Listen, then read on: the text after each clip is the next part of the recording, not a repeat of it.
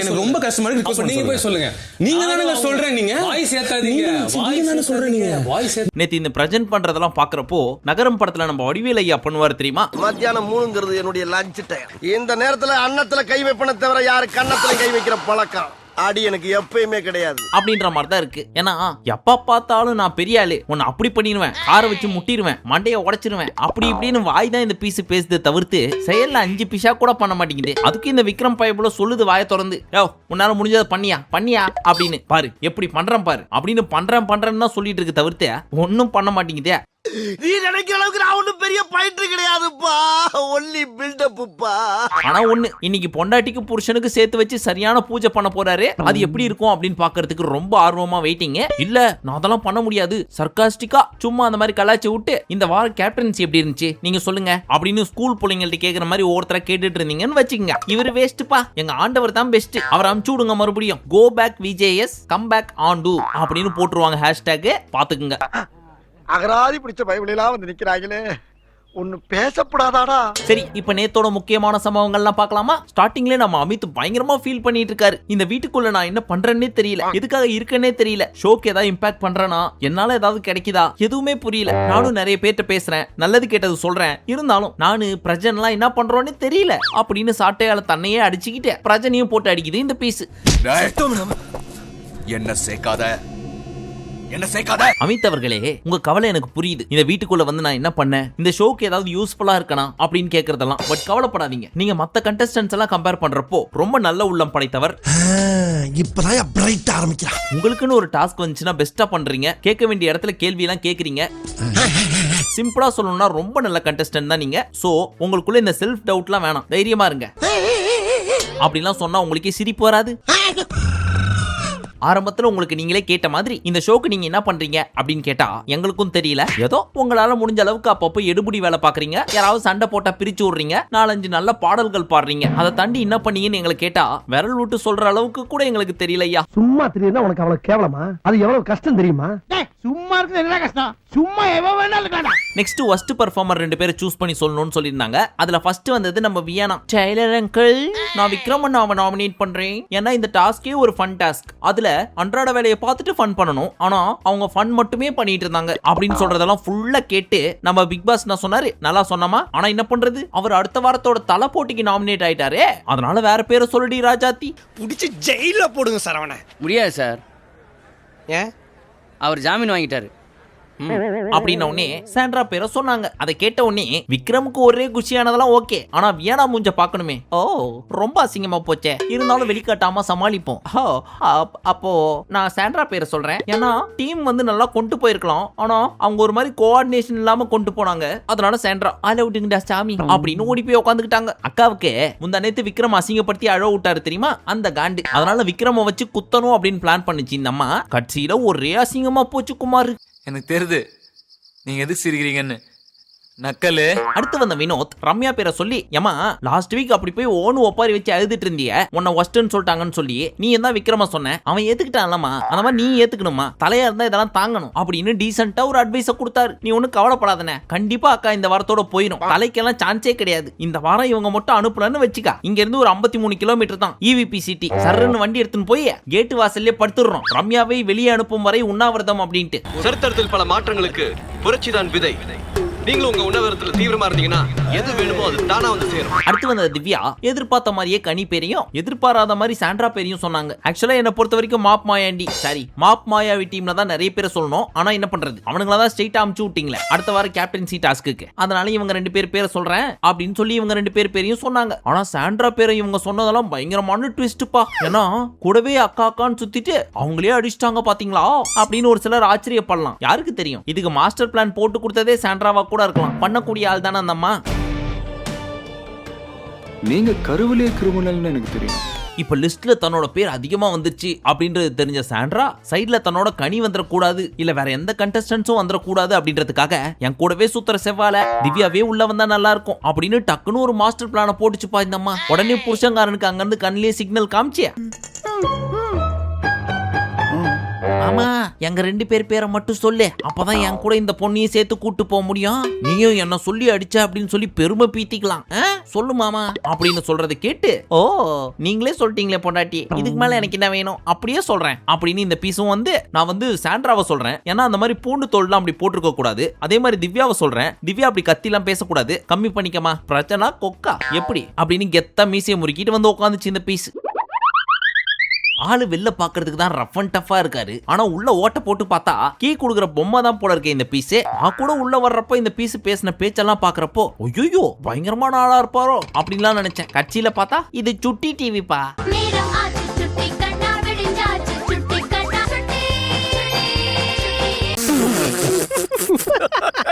But இந்த திவ்யாவை பொறுத்த வரைக்கும் அவங்களோட இண்டிவிஜுவல் கேம் ஆடினா ஒழுங்கா நல்ல பிளேயரா இருக்கலாம். ஆனா அதை எப்படி நான் ஆட விடுவேன்? நான் இருக்க வரைக்கும் அப்படிலாம் போக விடவே மாட்டேன். கையை பிடிச்சிட்டு கூடவே தான் சுத்துவேன். என் கூட வந்து நீ மட்டும் பேர் வாங்கிட்டு போயிடலான்னு பாக்குறியா ஆடி அப்படின்னு பிரஜன் பொண்டாட்டி கூட்டு சுத்துற வரைக்கும் முன்னேறி முன்னாடி போறதுக்கு வாய்ப்பே இல்ல பாப்பா.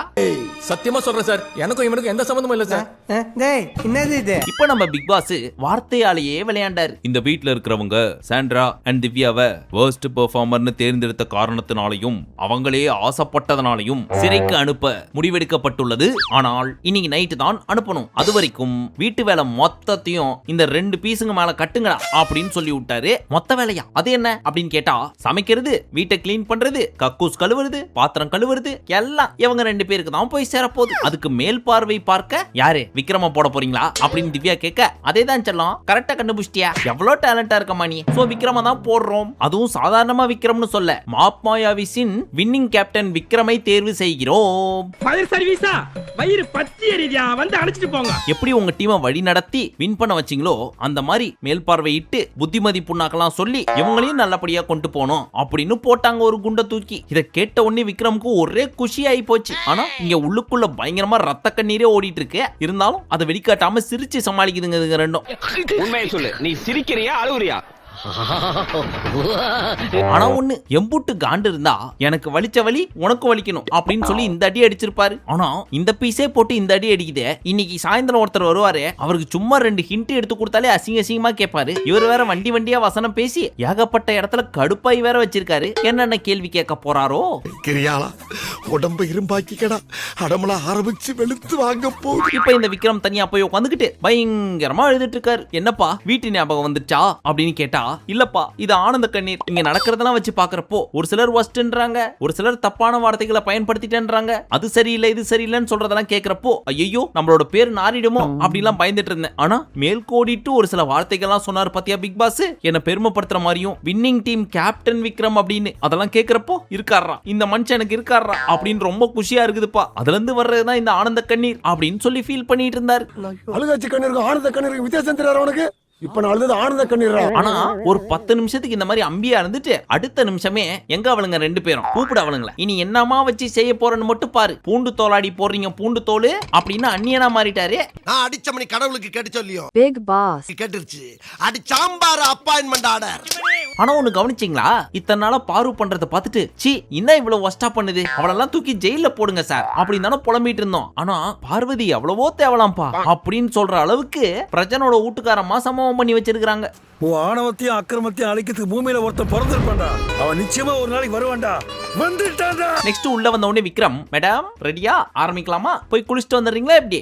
குளிச்சுட்டு வந்தா வேலை செய்யணுமா? நான் குளிக்காம கூட வேலை செய்வேன். செய்யுங்க, எப்படி வேணா செய்யுங்க, ஆனா நீங்க தானே செய்யணும். ஆமா நான் தான் செய்ய போறேன். ஃபர்ஸ்ட் நான் இப்ப சமைக்க போறேன். டேய் அப்புறம் செண்டிகளா எங்க போனீங்க, வாங்க சமைக்கலாம் அப்படின்னு கூப்பிட ஒருத்தனும் வர மாட்டான். நீங்க 2 பேர் தான் செய்யணும், செய்யுங்க. ஓ அவ்வளவு உஷாரா இருக்கியா நீ? இல்ல சும்மா தெளிவா இருக்கியான்னு டெஸ்ட் பண்ணி பார்த்தேன். நீ கவலைப்படாத தாயி, நான் ரொம்ப தெளிவா இருக்கேன் அப்படின்னு 2 கான்வர்சேஷன் பண்ணிட்டு இருக்குதுங்க.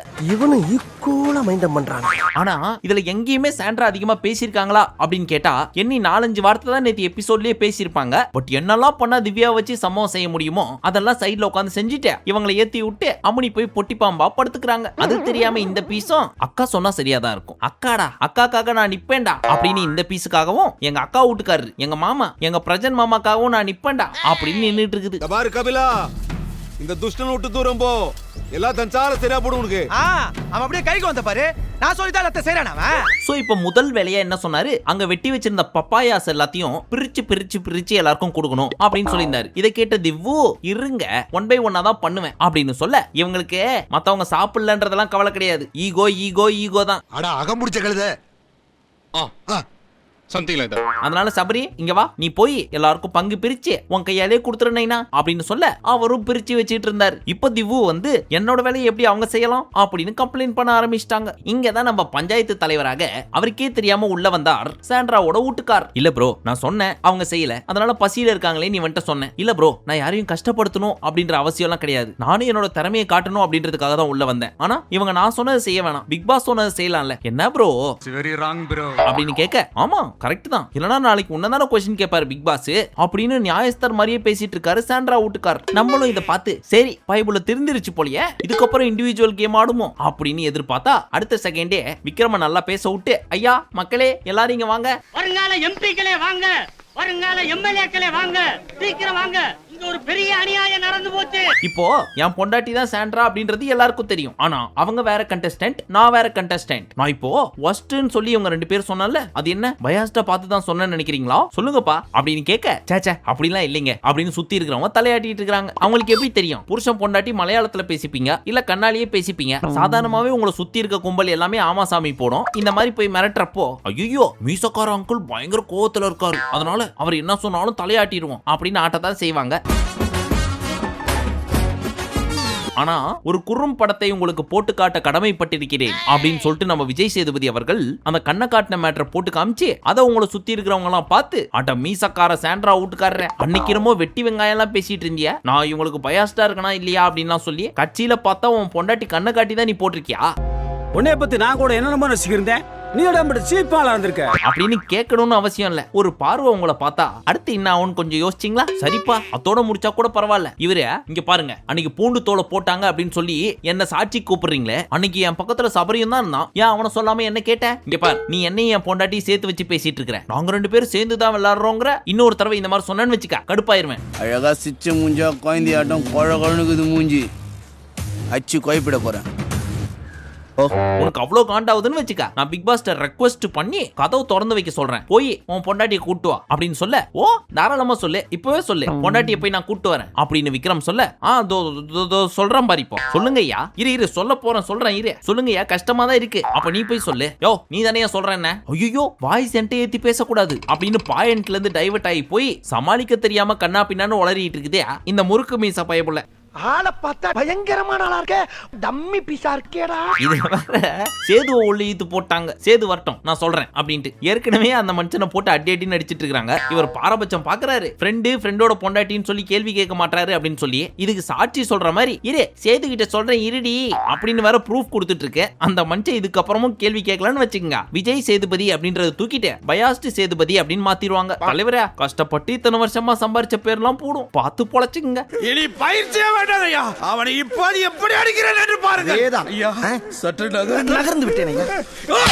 இதுல இன்னும் அல்டிமேட்டான காமெடி எல்லாம் நிறைய நடந்துச்சு. அதுல இந்த சுட்டி டிவி என்ன பண்ணிட்டு இருக்கு, எதா இருந்தாலும் மூஞ்சி மேல பேசுங்க, என் முதுகு பின்னாடி பேசாதீங்க அப்படின்னு விக்ரமா பார்த்து சொல்ல, ஐயா நான் உங்க மூஞ்சி முன்னாடி தான் ஏன் பேசிட்டு இருக்கிறேன் அப்படின்னு இவர் சொல்ல, விக்ரம் டென்ஷனா இருக்கீங்களா, நான் எங்க டென்ஷனா இருக்கணும், இல்ல மூஞ்சில தெரியுது அப்படின்னு இவங்க 2 பேருக்குள்ள தனியா கான்வர்சேஷன் போச்சு. அப்போ பிரஜன் சொல்றாரு, கோ கண்டஸ்டன்ட் நீங்க பேசாதீங்க, இது எனக்கும் விக்ரமுக்குமான பிரச்சனை, நாங்க பாத்துக்கிறோம் அப்படிங்கிறாரு. எதுக்கு தெரியுமா இந்த டயலாக்? சனிக்கிழமை கேட்பாரு தெரியுமா, எப்ப பார்த்தாலும் பொண்டாட்டி முந்தானையை புடிச்சினே சுத்திட்டு இருக்கே நீ தனியா ஆட மாட்டியா அப்படின்னு. அந்த மாதிரி ஒரு டயலாக் வந்துட கூடாது என்பதற்காக சாண்ட்ரா அப்படின்னு கூப்பிடாம கோ கண்டஸ்டன்ட் அப்படிங்கிறாரு. இதெல்லாம் பாக்குறப்போ மறுபடியும் அந்த பாட்டை போடுப்பா.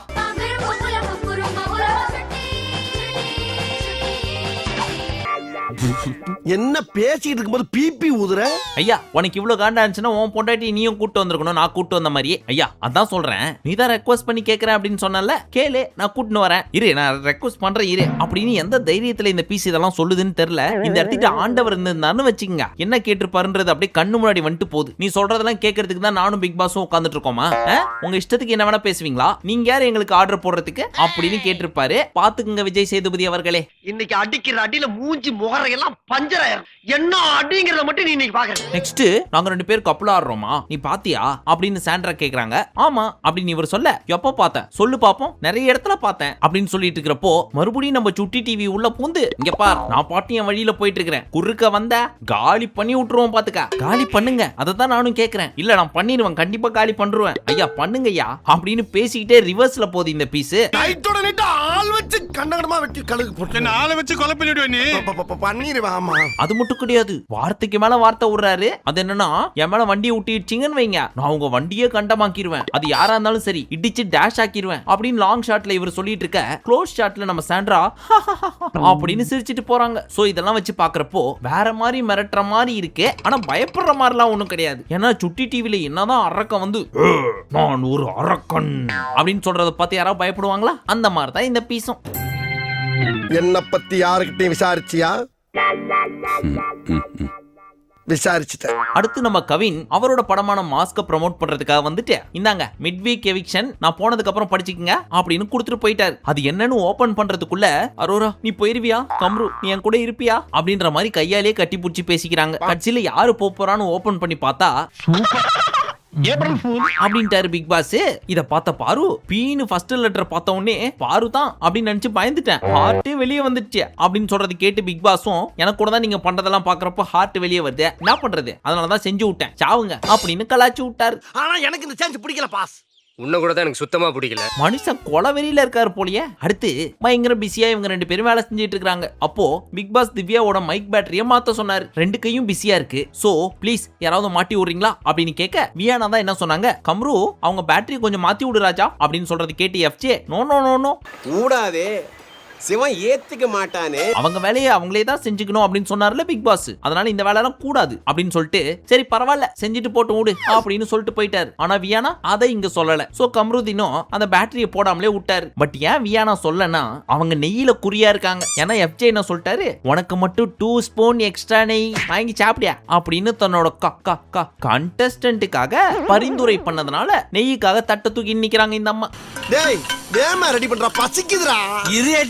எடுக்கிறதே பிச்சை, இதுல அவசரம். அவங்களுக்கு 2 கரண்டி நெய்யா, எக்ஸ்ட்ரா ஒரு கரண்டி எஃப்ஜேக்காக இவங்க வாங்கிட்டு போறாங்களாம். இதுல அண்ணா நொண்ணா அப்படின்னு கேமரா பாக்குறப்ப மட்டும் ஒவ்வொரு பிட்ட போட்டு, நாங்க 2 பேரும் அப்படிலாம் கிடையாது, ஒன்லி பிரதர்ஸ் அண்ட் சிஸ்டர்ஸ் அப்படின்னு வாயாலே வட சொல்றாங்களாம். யாராவது மொட்டை அடிச்சிட்டு வந்தா அவன் தலையில தபையெல்லாம் வாசிப்பீங்க.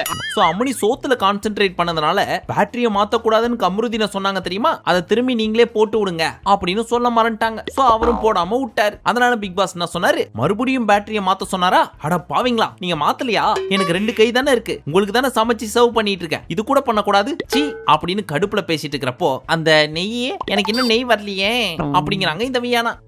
நெய்யே சாப்பாட்டு கலையில மட்டும் நீ அடிச்சுக்கே முடியல மாப்ள, கண்ணு வைக்காத மாப்பிள்ள. இந்த நெய் அப்படின்னு டொப்புன்னு பிளேட்ல அடிக்க, அக்கா இப்படிதான் சர்வ் பண்ணுவீங்களா, கொஞ்சம் ரெஸ்பெக்டா போட மாட்டீங்களா, ஏமா சாமியே நெய்யை எப்படி அள்ளி இப்படி டொக்குன்னு தட்டினாதான் கீழே விழும், உன் மேல எனக்கு எந்த கோபமும் கிடையாது, அதெல்லாம் ஒண்ணும் கிடையாது, நீங்க வந்த உடனே கரண்டியை தூக்கி போட்டீங்கல்ல அப்படின்னு எரியிற நெருப்புல எண்ணெயை ஊத்துற மாதிரி சைலண்டா இந்த பீஸும் சம்பவம் பண்ணிட்டு இருக்கு. ஏற்கனவே 1008 வேலையை பார்த்துட்டு எல்லாருக்கும் நெய் வேற சப்ளை பண்ணிட்டு இருக்காங்க. அதுலயும் இந்த அம்மாக்கு 2 ஸ்பூன் நெய்யே, எஃப்ஜேக்கு சேர்த்து 1 ஸ்பூன் நெய் போடணுமா, அதுவும் டொக்குன்னு தட்டாம ரெஸ்பெக்டோட போடணுமா. இந்த நேரத்துல நீங்க யார மிஸ் பண்ற? இந்த டைம்ல தான் நம்ம வனிதாக்காவெல்லாம் நான் மிஸ் பண்றேன். ஒருவேளை அக்கா மட்டும் அங்க இருந்துச்சுன்னு வைங்க, ஏய் உனக்கெல்லாம் நெய் கொடுக்கறதே பெரிய விஷயம், இதுல வேற இவங்களுக்கு ரெஸ்பெக்டோட கொடுக்கணுமா, அதெல்லாம் தர முடியாதுப்பா அப்படின்னு இருப்பாங்க. சரி அண்ணன் பிரில்லியன்ட் பிரசங்கம் பண்ணாரு. இப்ப அப்படியே ஸ்கூல் பாப்பா மாதிரி அங்க இருந்து கிளம்பி வந்து அந்த மிஷினை அடிச்சிட்டாங்க அப்படின்னு இவங்க 2 பேர்ட்டையும் கம்ப்ளைண்ட் பண்ணிட்டு இருக்கு. பெரிய கம்ப்ளைண்ட் பண்றாளுங்க. அவனோட பெரிய அதிகாரி நான் தான். அவன் சொல்லி எந்த பிரச்சனையும் இல்ல, பேசாம உட்காரு. இப்ப லாஸ்ட் வீக்ல இருந்து இப்போ வரைக்கும் புதுசா ஒரு குரூப் ஃபார்ம் ஆயிருக்கு தெரியுமா, 4 பேர் கொண்ட குழு. அந்த குழு சுத்தி உட்காந்துக்கிட்டு இன்னைக்கு நடந்த பிரச்சனையெல்லாம் பத்தி பேசிட்டு இருக்குது. அப்ப அங்க இருந்து வந்த விக்ரம் பின்னாடி யாரோ அவங்க கோரஸ்ல பாட்டு பாடிட்டு இருக்கிறத பார்த்துட்டு இவங்களை வெறுப்பேத்துவோம் அப்படின்னு அப்படின்னு தலையாட்டிக்கிட்டேன் இவங்க டிஸ்டர்ப் பண்ற மாதிரியே பாடிட்டு இருக்காரு. எக்ஸ்கியூஸ் மீ, ஹலோ கொஞ்சம் பர்சனல் மேட்டர், 2 ஸ்டெப்ஸ் பேக் அப்படின்னு சொன்னாலும் நான் ஏன் போனோம், அதெல்லாம் போக மாட்டேன், இங்க ஏதோ உட்காந்து பாடுவேன் அப்படின்னு கடுப்பேத்திட்டு இருக்காரு. அடுப்பா இருக்குல்ல, அதை பார்த்து இவங்க டென்ஷன் ஆவாங்க அப்படின்னு பார்த்தா, நல்லா பாடுறீங்களே நல்லா சத்தமா பாடுங்க அப்படின்னு கேக்குறாங்க. அதுக்கு அவரும் பாட, சாண்ட்ரா என்ன தெரியுமா கேட்டாங்க, நாங்க என்ன சொன்னாலும் அப்ப செய்வீங்களா அப்படின்னு டபுள் மீனிங்ல ஒன்னு கேக்குறாங்க. அதுக்கு இவரும் எல்லாம் செய்ய மாட்டேன், எது என்னால செய்ய முடியுமோ அதை மட்டும் சூஸ் பண்ணி செய்வேன் அப்படிங்கிறாரு. பட் இந்த இடத்துல விக்ரம் பண்ணது ரொம்ப தப்பு. ஒரு பர்சனல் கான்வர்சேஷன் போயிட்டு இருக்கு அப்படின்றப்போ அந்த மாதிரி போய் ஓரமா உட்காரலாமா? தப்பு இல்ல. பிரஜன் மடியிலேயே போய் உட்கார்ந்திருந்தா இன்னும் சந்தோஷமா இருந்திருக்கும். இவன் நம்மள டைம் பாஸ்க்குனே வச்சிருக்கானோ. அடுத்து ஐஸ்கிரீம் கேக் ஒன்று வந்துச்சா, அது எதுக்காக அப்படின்றத சுபிக்ஷா படிப்பாங்க. அவங்க படிக்கிறத மட்டும் கொஞ்சம் பாருங்களேன். சாப்பிடுங்க, என்ஜாய் பண்ணுங்க. எல்லாம் ஒரு தனி ரூட்ல போயிட்டு இருக்கிறப்ப இந்த அம்மா தனியா ஒரு ரூட்ல போயிட்டு இருக்கு. யாரோ இந்த பொண்ணோட ஆழ் மனசுல பதிகிற மாதிரி சொல்லியிருப்பாங்க போல இருக்கு. நீங்க எது பண்ணாலும் கியூட்டா இருக்கு அப்படின்னு சொல்லி. அந்த பரதேசி மட்டும் என் கையில கிடைச்சா. இப்போ இந்த கேக்க பிரிச்சு எல்லாரும் எடுத்துக்கலாம் அப்படின்னு பிளான் பண்ணி இருக்கிறப்போ உன்னோட பங்கை எனக்கு தா அப்படின்னு பிரஜனோட பங்கை கேட்டாங்க திவ்யா. சோ அவரும் அங்க போய் என்னோட மட்டும் எனக்கு தாங்க அப்படின்னு கேட்டு தனியா வாங்கிட்டு வந்து இவங்க 2 பேர்ட்டையும் ஷேர் பண்றாரு. ஐயா மானஸ்தரே, ஆரம்பத்துல ஏதோ ஒன்று சொன்னீங்களே, நாங்க கப்புலாம் இல்ல இண்டிவிஜுவலா ஆடுறோம், அவங்க என்னோட கோ கண்டஸ்டன்ட் அப்படின்னு. சோ நீங்க திவ்யாக்காக மட்டும்தான் அங்க இருந்து எடுத்துட்டு வந்தீங்க அப்படிதானே? சரி, இன்னைக்கு நம்ம ஃபயர் சேதுபதி எப்படியெல்லாம் வந்து ஃபயரோட போறாரு அப்படின்றத பார்க்கிறதுக்கு ரொம்ப ஆர்வமா இருக்கேன். சோ என்ன பேசுறாருன்னு வெயிட் பண்ணி பார்ப்போம். பொறுத்திருந்து பாருங்க. அப்புறம் அன்சீன்ல ஏகப்பட்ட விஷயங்கள் நடந்திருக்கு. பிக் பாஸ் எல்லாரையும் கூப்பிட்டு பிரசன்டபிளா ட்ரெஸ் பண்ணுங்க அப்படின்னு வார்ன் பண்ணிருக்காரு. அதே மாதிரி திவ்யாவும் பயங்கரமா எழுதிருக்காங்க. இதெல்லாம் ஏன் எதுக்கு அப்படின்றத டீடைலா எக்ஸ்பிளைன் பண்ணி ராகேஷ் அண்ட் ஜெனி சேனல்ல ஒரு வீடியோ போடுவோம். உங்களுக்கு விருப்பம் இருந்தா மட்டும் போய் பாருங்க. அண்ட் இந்த மாதிரி நிறைய பிக் பாஸ் ரிவ்யூஸ் எல்லாம் பார்க்கணும் அப்படின்னு நினைச்சீங்கன்னா ராகேஷ் அண்ட் ஜெனி 2.0 சேனலை சப்ஸ்கிரைப் பண்ணிக்கோங்க. மீண்டும் உங்களை நாளை காலை சந்திக்கும் வரை நன்றி, வணக்கம், நமஸ்தே, நமோஸ்கார்.